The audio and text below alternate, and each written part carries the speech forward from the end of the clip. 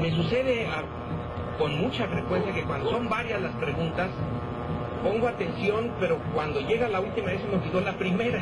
Aparte, supongo yo que es la edad. Quizá no responda a todas porque realmente el tiempo, tenemos que irnos a comer y las preguntas son muy complejas. Una de ellas es lo de China. A mí sí me llama la atención, me preocupa y me entusiasma a la vez el fenómeno chino. Quien hizo la pregunta dice, ¿cómo es posible si nosotros llevamos 500 años? Bueno, llevamos 500 años desde que llegaron los europeos acá, pero China lleva, ¿cuántos les gusta a ustedes? ¿5,000 años? Es una estructura complejísima. En realidad, los chinos pudieron haber llegado a América antes y en mejores condiciones. En realidad llegaron. Últimamente ya están más o menos el trabajo arqueológico y antropológico nos permite suponer que sí llegaron antes que los españoles. Pero hubieran llegado con una forma fantástica. Tenían una flota con unos barcos que las pobres carabelas se verían como cáscaras de nuez comparado con lo de ellos. Una serie de decisiones políticas les hicieron no seguir expandiéndose. Pero en fin, China tiene una civilización ininterrumpida, enorme, milenaria. Pero además lo que han hecho ahora es que si cayó el socialismo real en la Unión Soviética y ahora está cayendo el capitalismo real en los Estados Unidos, los chinos, yo no sé si en parte fue suerte, en parte es algo que hay que dilucidar con mucho cuidado, han hecho una combinación extraordinariamente interesante. El Estado sigue siendo el que está al frente de las principales estructuras económicas, es el que toma las decisiones fundamentales de la economía, no es el mercado, pero tampoco han echado al lado al mercado, han combinado las dos cosas y han hecho un menjurje que desde luego no lo reconocería Marx como marxismo, pero los capitalistas tampoco lo reconocen como capitalismo, es algo totalmente nuevo. Yo no sé hasta qué punto fue accidente, hasta qué punto es el burro que tocó la flauta, y en el momento en que Estados Unidos se cae, a ellos se les había estado criticando todavía hace muy poco tiempo, hace unos 5 años. Las críticas eran muy feroces por la manera como manejaban los bancos, por ejemplo. Y miren nada más ahora quién lo dice, donde Citigroup ya está hecho una porquería, donde Merrill Lynch está viniéndose abajo, donde ya desaparecieron bancos que parecían muy serios, y los chinos siguen más o menos tan campantes. Es esa mezcla peculiar de capitalismo y economía dirigida por el Estado, lo que ahora les permite tener la posición más fuerte. No que no les vaya a pegar la crisis, porque su mercado norteamericano se les va a medio tambalear, pero no les va a pasar lo que nos está pasando a nosotros. Entonces el caso chino sí vale la pena echarle un vistazo en esta peculiar combinación que el neoliberalismo mexicano, como el de otras partes, echó por la borda al poner toda su apuesta en manos del mercado. Y si Pemex no se fue al mercado, no es porque no hubieran querido, sino porque no pudieron. Pero dentro de su estructura ideológica, dentro de su visión del mundo, está muy mal que Pemex esté en manos del Estado. Ellos quisieran haberla ya sacado, puesto como Teléfonos de México, como las empresas aéreas, todo al mercado. Pero en ese momento en que el mercado se vino abajo, quizá nosotros también tenemos, ahora más que hace unos meses, que revisar la idea, por ejemplo, de Pemex. Pemex tiene que ser lo que constituye el núcleo duro de una reconstrucción de la economía mexicana, en donde el mercado no hay que echarlo por tierra, tiene una lógica. El mercado es muy bueno para asignar recursos, pero no es nada bueno para hacer justicia. y sobre todo cuando hay corrupción, el mercado se va por la corrupción, pero como el agua se va por la alcantarilla, para allá va el mercado. Entonces China nos puede abrir una buena oportunidad para repensarnos a nosotros mismos y recrear una combinación de mercado interno sobre todo, con unas estructuras públicas fuertes que impidan que le pase a nuestra economía lo que le pasó, lo que está pasando ahora. Así que creo que es muy difícil la receta china, pero no imposible, y que puede darnos unas buenas ideas. A la vez, no hay que olvidar nada lo que hicieron los chinos en Tiananmen. Si hicieron su 68 después del 68 nuestro, son de una brutalidad enorme las estructuras políticas allá.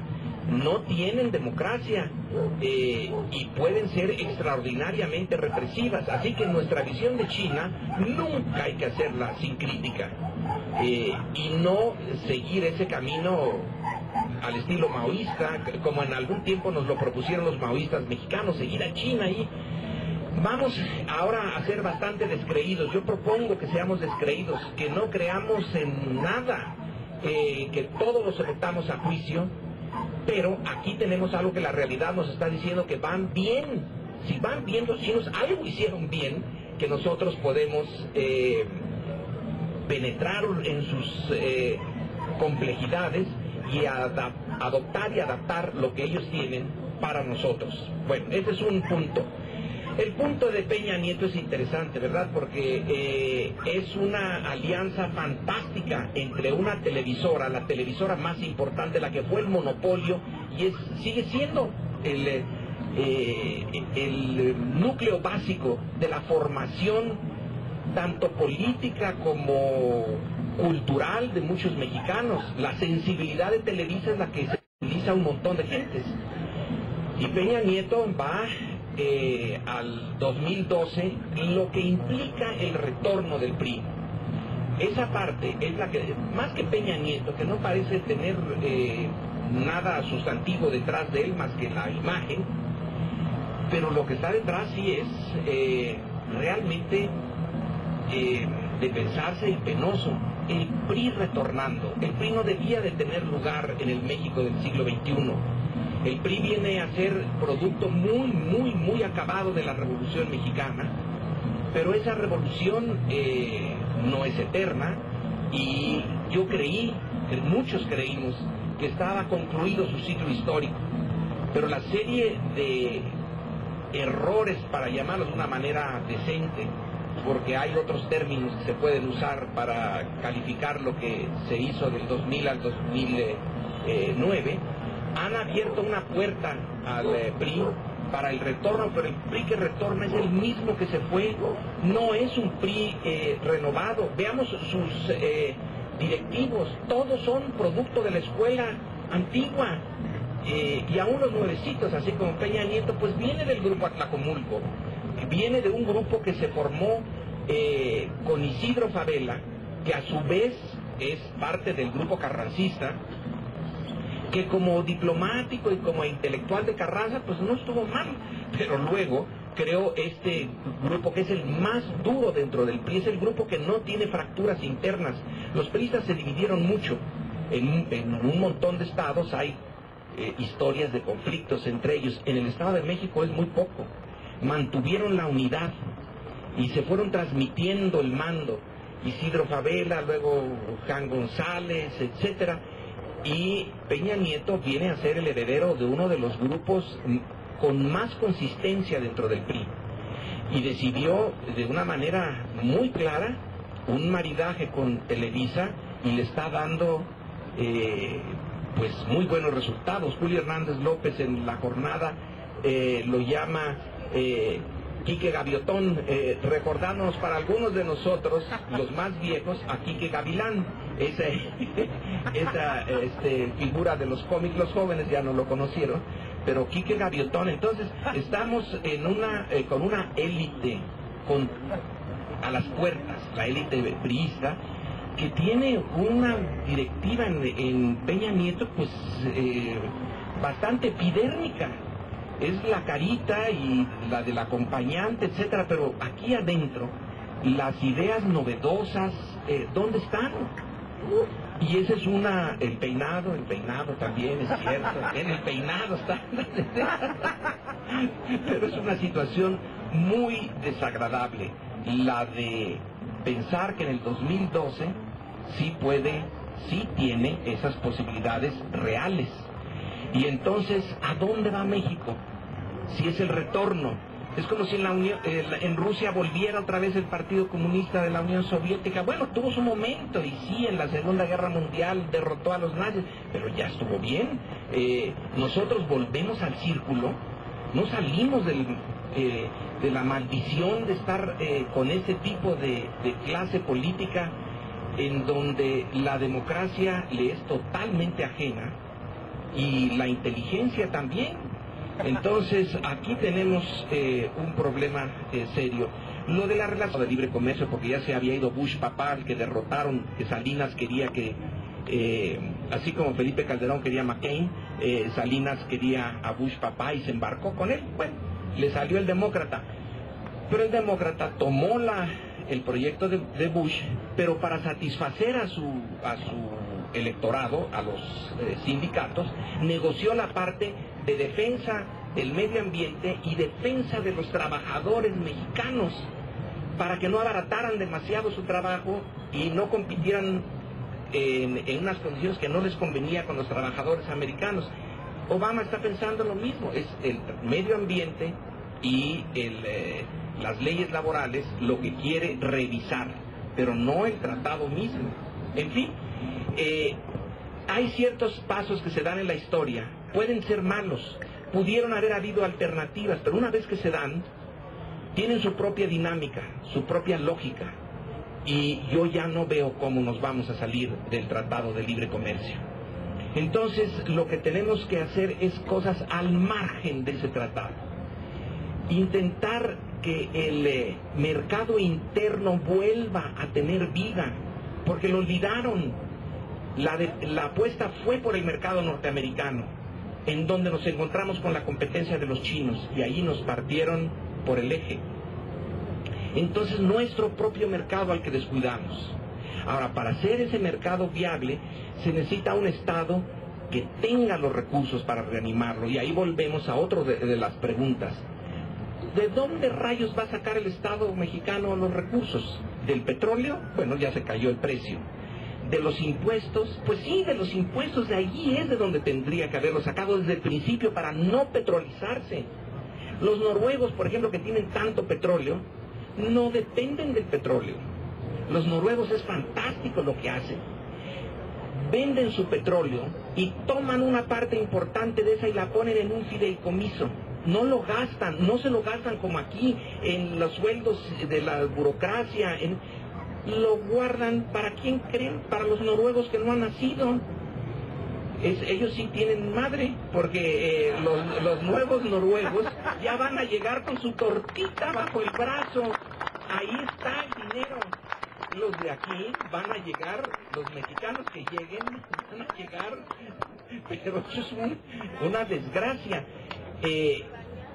Noruega es la que nos da, claro que estoy poniendo estándares altísimos, porque de aquí a que nosotros nos parezcamos a los vikingos, eso va a estar canijo, pero no hay que echar todo fuera esta lección de los noruegos.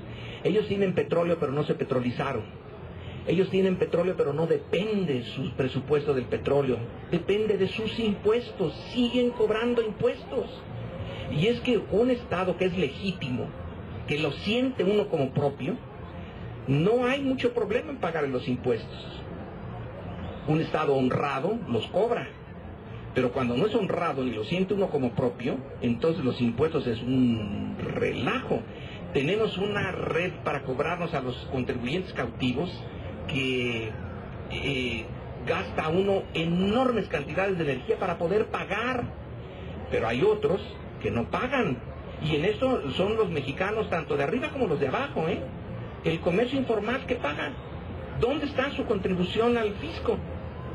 Pues si Slim o Servigio, ellos pagan muy poquito, los otros también. Entonces somos los que estamos en medio, una franja en ese sándwich. Es importante que logremos, pero eso lo debíamos de haber hecho en los 60. La gran reforma fiscal se propuso, se quiso, estaban los trabajos económicos para que hubiera la reforma fiscal en los 60. Nada, les faltó, eso es lo que faltó, y no hubo reforma fiscal. Se necesita, pero para eso tiene que haber un gobierno otra vez con una enorme legitimidad, y al que no le hagan ni amenazas ni chantajes a la hora de entrar a una gran reforma.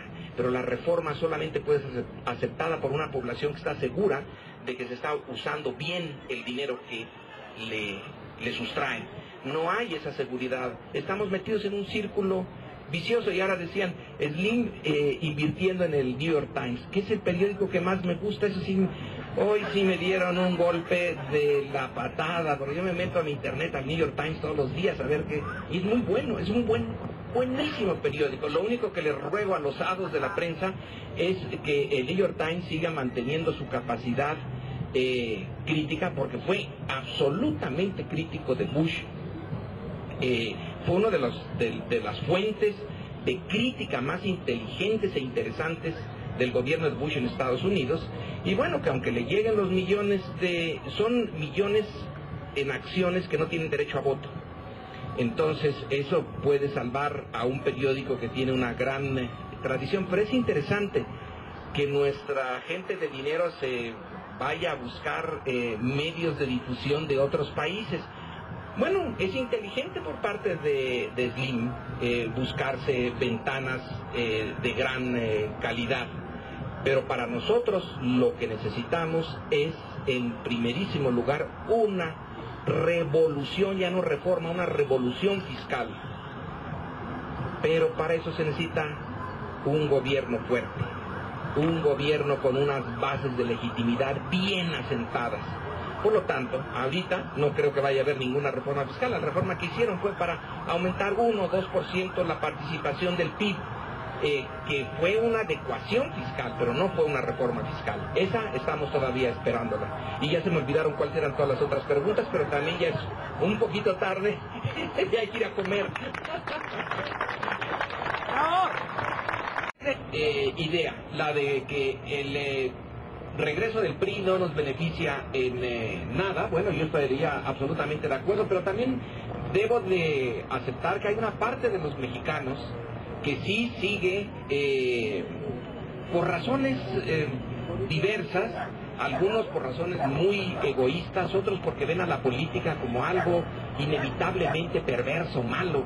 Entonces el PRI es visto, sí, como un partido que dentro de él hay una enorme corrupción, pero sabe cómo hacer las cosas. Hay una resignación, hay una dosis de cinismo en eso. Bueno, que vengan los que sí sabían, porque total son igual de corruptos unos que otros, pero son bastante idiotas comparados con los otros. Y entonces en esta mezcla de cinismo con resignación, y desde luego poniendo a Televisa y a dinero en medios masivos, creo que sí puede regresar. No lo veo como una solución a nuestros problemas, pero lo que yo vea como solución no es lo que la realidad vaya a dar. Así que tenemos que estar conscientes que existe esa posibilidad, que en el 2012, que este año van a tener un buen resultado en las elecciones locales, que son bastantes, además de las de diputados. Y veámoslo eso como un indicador. No es inevitable que regresen, se puede evitar, pero va a requerir una conciencia de hasta dónde puede el PRI volver. Ellos dirían, pero el México que tenemos ahora lo hicimos nosotros. Esa es la parte en que se van a defender. ¿Quién hizo la expropiación de Pemex? ¿Quién hizo los institutos de seguridad? ¿Quién hizo la red de carreteras? ¿Quién hizo? Lo hicimos nosotros. Van a poner todo lo que de todas maneras hubieran hecho. Cualquier gobierno hubiera tenido que hacer obra, pero van a tener su bitácora de lo que hicieron para sustentar su legitimidad del retorno. Lo de AMLO, ¿por qué? Dice la señora, ¿por qué lo quieren? Hay algo relacionado con la primera pregunta. Si la política es vista como algo muy desafortunado desde el principio, está en la parte elemental de la civilización occidental. Hay San Agustín, por ejemplo, señalaba que ¿cuál es el origen de la política? El origen de la política es el pecado. Si el hombre estuviera libre de pecado y fuera una materia pura, no necesitaría de política, nadie tendría que ordenarle nada a nadie, decía San Agustín. ¿Por qué alguien exige respeto y obediencia a otros si son seres humanos iguales?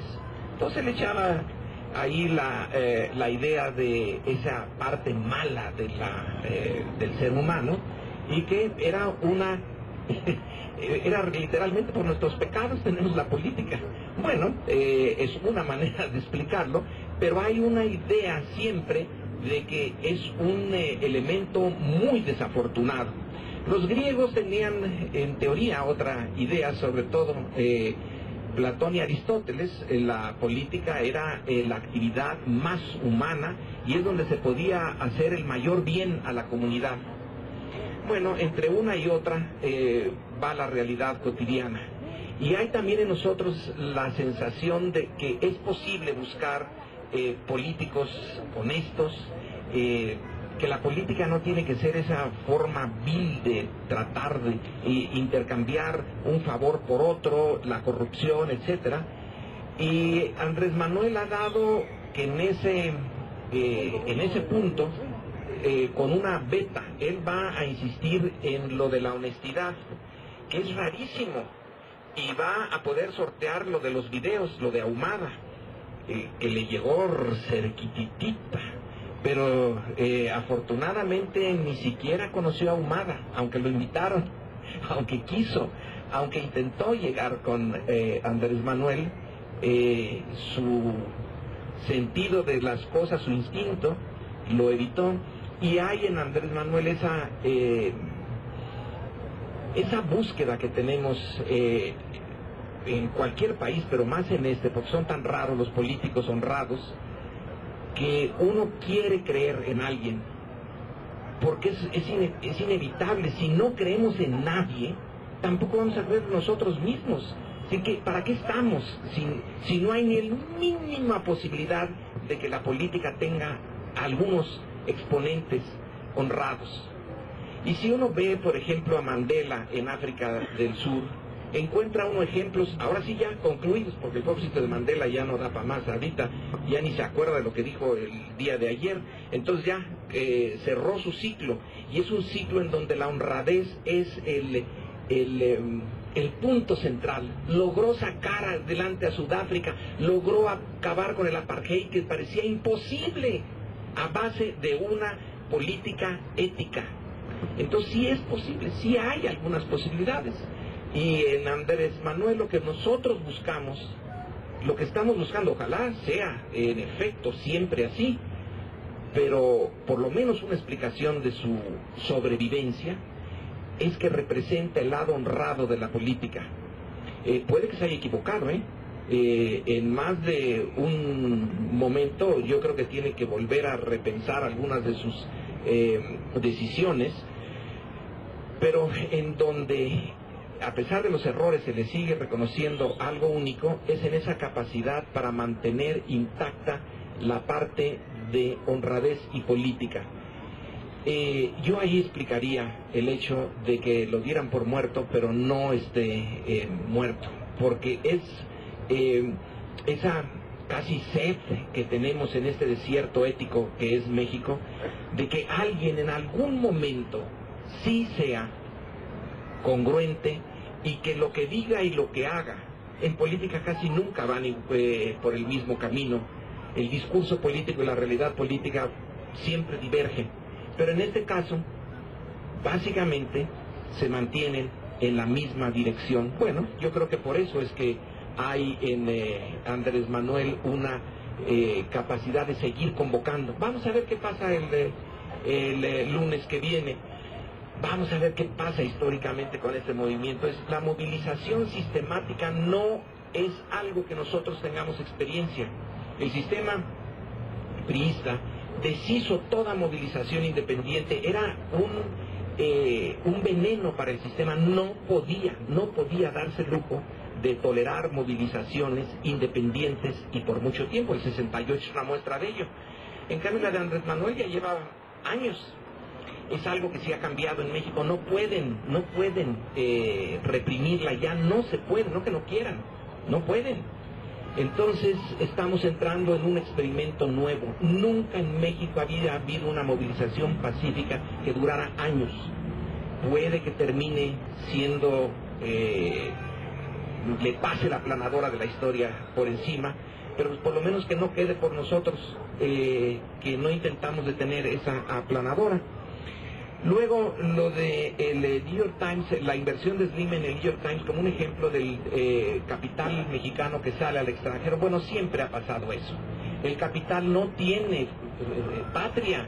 El capital va y viene, y más ahora con la globalización.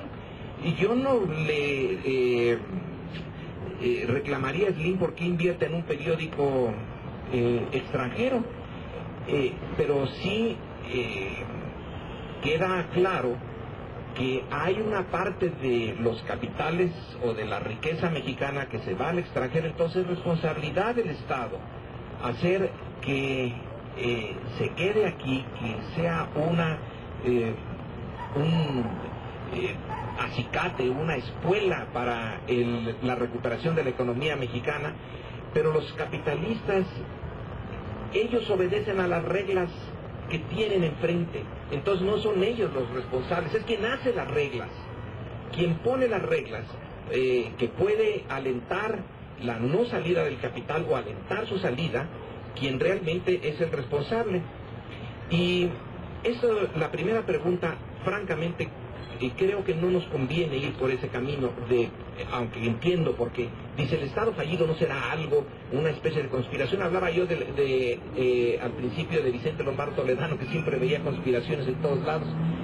No, a Estados Unidos no le conviene, ni a Felipe Calderón el Estado fallido. Claro que no les conviene, tienen un miedo enorme.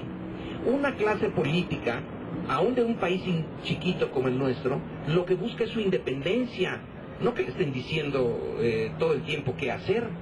Buscan su independencia. El PRI la buscó y la encontró caminos muy interesantes para mantener su independencia relativa frente a Estados Unidos. Esa es la búsqueda de las clases políticas mexicanas, la independencia relativa, para hacer desmadre aquí adentro, pero tener una independencia relativa. No les conviene el Estado fallido. Es un problemón enorme que se les vendría a ellos, a nosotros, a todos. Lo que les interesa a los norteamericanos es tener esto tranquilito. No necesitan intervenir aquí. ¿Para qué quieren intervenir? Ya tienen todo. Lo último que les vendría bien es que esto se descompusiera a tal punto de hacerlos intervenir. Le tienen miedo. Eso es lo que está detrás de lo que de las noticias que están alrededor de la idea del Estado fallido. No quieren. Ya tienen suficiente con Irak. Con eso tuvieron más que suficiente. Ahora tienen que resolver lo de Afganistán, que les va a costar un montón. Afganistán derrotó a los ingleses. Afganistán derrotó a los soviéticos. Afganistán ha derrotado a una y otra ola de conquista. Yo creo que Obama no lo pensó del todo muy bien cuando dijo: voy a retirarme de Irak para concentrarme en Afganistán, que después de todo de ahí es donde salió Osama Bin Laden, etcétera, etcétera. Concentrarse en Afganistán, en serio, en esa geografía, con esa historia, para bien y para mal, el Islam militante, el Islam de convencimiento total, es que fanático suena un poco como que nos estamos poniendo en un nivel superior, pero bueno, ellos tienen una idea. Hoy mismo en la BBC venía una entrevista con un líder islamista de Pakistán, pero apoyando a Afganistán, y dicen: nuestra gran ventaja es que nosotros buscamos cómo morirnos, ustedes luchan para no morir. nosotros estamos luchando para morir. Me cuesta trabajo, pero en fin, cada quien tiene sus ideas muy peculiares. Entonces, frente a esos problemas, decir, hombre, qué bien que se les caiga el teatrito en México, pues así intervienen. No, lo que no quieren ya es que les den de esa agüita, ya la aprobaron. Lo que les interesaría sobre todo es mantener la estabilidad aquí. Esa es su razón de ser de la política de Estados Unidos en México. Ahora, la idea de que nosotros somos los que tenemos que sacar eso adelante, ni duda. Pero si Obama reactiva su economía, ya que nos metimos por razones buenas o malas, por estupidez también, pues si la reactiva, yo le voy más a la reactivación que haga Obama con un efecto positivo en México que la que haga Felipe Calderón con efecto positivo en México. Porque el otro está como, todavía no puede ni decidirse hacer la refinería. Está pensando dónde, a ver dónde. Los días pasan y será en este estado, será en aquel. Y yo le voy más a la de Obama, pero no me gusta que sea así. No es eso lo que me gusta. Es de todas maneras una forma de dependencia, estar esperando que el otro salga bien para que nos lleve ahí el cabús, ir en el cabús del tren mesote ese, ¿no? Y ahí engancharnos hacia ver si ya nos la hacen buena y salimos adelante. Hay algo de humillante en esa, nada más en esa consideración. Pero no le deseo nada mal a Obama, que le salgan bien las cosas y total. Pero la idea de que los norteamericanos pudieran tener interés en ver un México fallido, eso sí no lo veo ni de chiste. Sería una de las pesadillas de los norteamericanos. ¿Y por qué creen ustedes que teniendo los planes para invadir México en el siglo XIX, al final del siglo XIX, cuando la frontera era un desastre, porque entonces iban y robaban, el robo de ganado en la frontera era pero de todos los días? ¿Por qué no entraron a México? Si el Departamento de Guerra, como se llamaba entonces, tenía los planes. Porque no decidieron desde entonces no saber qué hacer para salirse después. Entonces prefirieron otros medios, pero no tomar México. Una presencia norteamericana aquí es algo que no quieren. Por eso, cuando llegaron a la Ciudad de México en 1847, lo que querían era salirse rapidito. Y el Tratado de Guadalupe Hidalgo, no se esperaron a que se les diera Baja California y eso, no, rápido, no quieren. No es viable una sociedad mexicana con una presencia norteamericana. No era en el siglo XIX, no lo va a ser en el siglo XXI. Entonces, si nosotros caemos, es por nuestra culpa. No busquemos en los norteamericanos, ya tienen bastantes culpas ellos, ya son culpables de un montón de cosas. Si algo llegara a pasar aquí realmente mal, es nuestra responsabilidad, nuestra culpa, de nadie más. Y eso de nuestra lo digo nada más es un decir, no veo que sea mía. Yo sí sé por dónde, ni de nosotros, sé por dónde viene, pero bueno, vamos a ponerla, es nuestra culpa. Así que hay que hacer las cosas desde aquí para aquí y no estar pensando en conspiraciones internacionales. Bueno, pues muchas gracias y sí, ya es hora de irnos a comer.